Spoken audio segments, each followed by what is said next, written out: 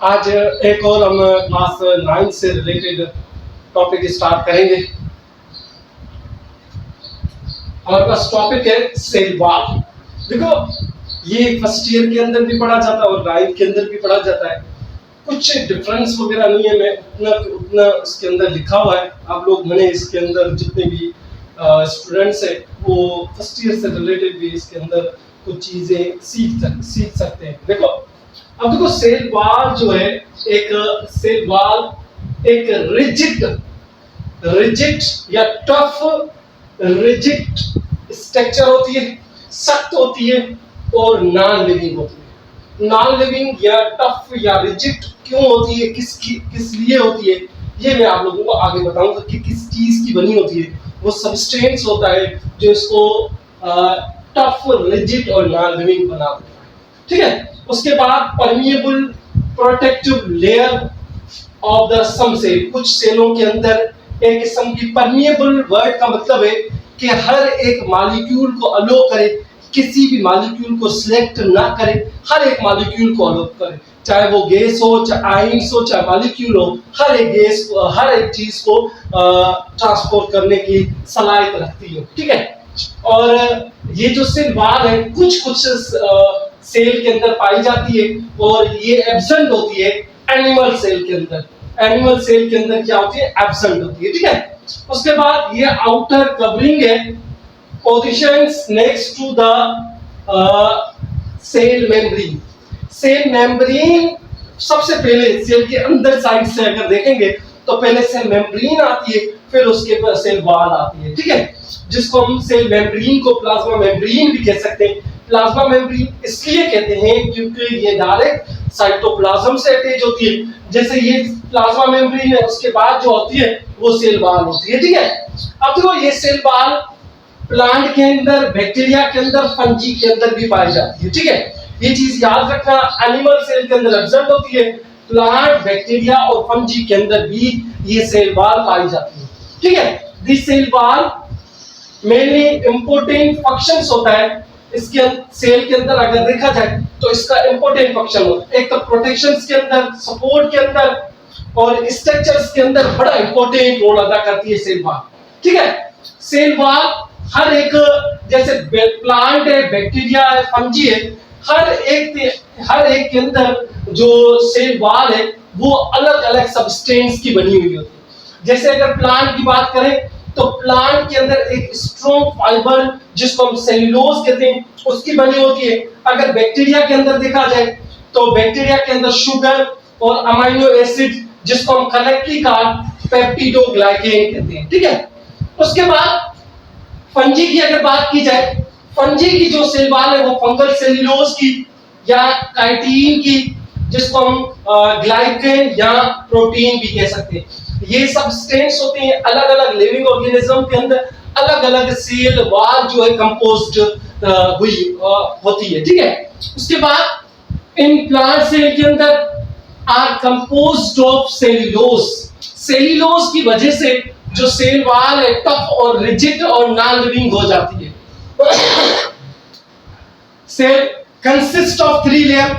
ये cell wall है, इसके अंदर भी अगर इसकी इंटरनल स्ट्रक्चर्स की बात करें, ये खुद 3 लेयर्स की बनी हुई होती है और हेल्प करती है protection of cell, plant cell की। ठीक है, जैसे फर्स्ट आउटर, सबसे आउटर अगर देखा जाए तो मिडिल लेमिना होती है, उसके बाद प्राइमरी होती है अंदर की जानिब, फिर सेकेंडरी होती है, सेकेंडरी सेल वॉल होती है। ठीक है, जैसे अगर सपोज करें ये एक सेल है, इसके आउटसाइड दूसरा सेल होगा, ये जो सेल वॉल है इस सेल वॉल को हम क्या कहते हैं, मिडिल लेमिना।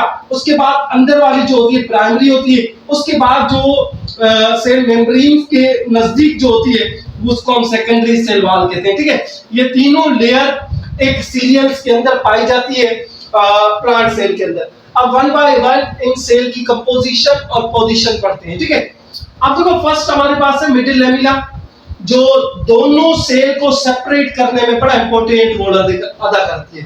ठीक है, दोनों सेल को, ये बीच वाली लेयर होती है मिडिल लेमिना, दोनों सेल इस साइड और इस साइड, दोनों सेल को अलग करने में बड़ा इंपॉर्टेंट रोल अदा करती है। इसको हम सिमटिंग लेयर भी कहते हैं। दोनों सेल को या दोनों सेल के जितने भी मटेरियल उनको बनाने में बड़ा इंपॉर्टेंट रोल अदा करती है। ये थिन होती है, membranous layer, the outer side, सबसे आउटर साइड होती है of the cell wall, outer side सबसे होती है, ठीक है। ये मेड अप ऑफ एक तो पेप्टिन और प्लस में सेल्यूलोज की बनी होती है, ठीक है। दो सब्सटेंस की बनी होती है जिसको हम पेप्टिन और सेल्यूलोज कहते हैं। उसके बाद कैल्शियम की भी बनी होती है और मैग्नीशियम की भी बनी होती है।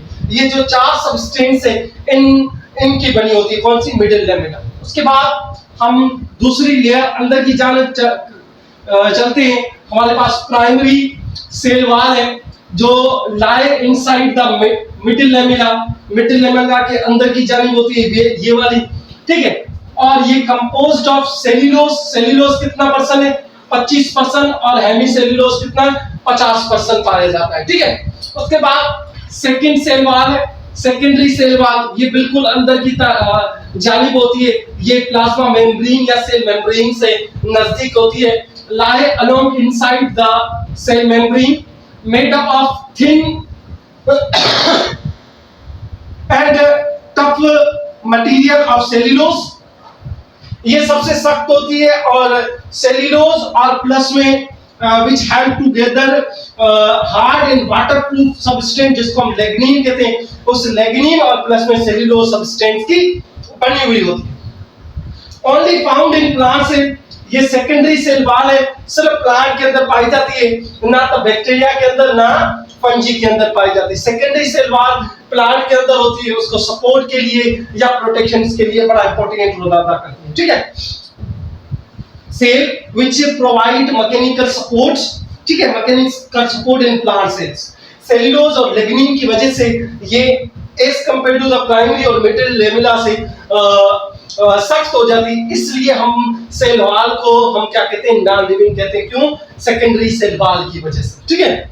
और सम से जैसे जाइलम है, ठीक है, जैसे आप लोग ट्रेचीड है या वेसल्स वगैरह, ये सब के सब सेकेंडरी सेल वॉल के बने हुए होते हैं, ठीक है। उसके बाद अगर सेल वॉल की अगर फंक्शंस की बात की जाए तो डेफिनेट शेप प्रोवाइड करता है, ठीक है, या स्ट्रक्चर देखते हैं, फ्रेमवर्क ऑफ द सेल, एक फ्रेमवर्क, एक पूरा फ्रेमवर्क प्रोवाइड करता है सेल को, और प्रोटेक्ट करते हैं इनर कंपोनेंट जितने भी है, इनर कंपोनेंट जितने भी सेल के, साइटोप्लाज्म है, न्यूक्लियस है, न्यूक्लियर मेम्ब्रेन है, सेल मेम्ब्रेन, इनको प्रोटेक्ट करने में बड़ा इंपॉर्टेंट रोल अदा करती है। Provide the mechanical support of the cell, cell को प्रोवाइड करना, मैकेनिकल सपोर्ट वगैरह, ये इसका फंक्शंस था। अब आते हैं, एक वर्ड आपके बुक के अंदर क्लास 9 के अंदर लिखा हुआ है प्लाज्मोडेस्माटा। प्लाज्मोडेस्माटा एक किस्म की ओपनिंग होती है बिटवीन टू सेल के बीच में, एक दो सेल के बीच में एक ओपनिंग होती है, ठीक है, उस ओपनिंग को प्लाज्मोडेस्माटा कहते हैं।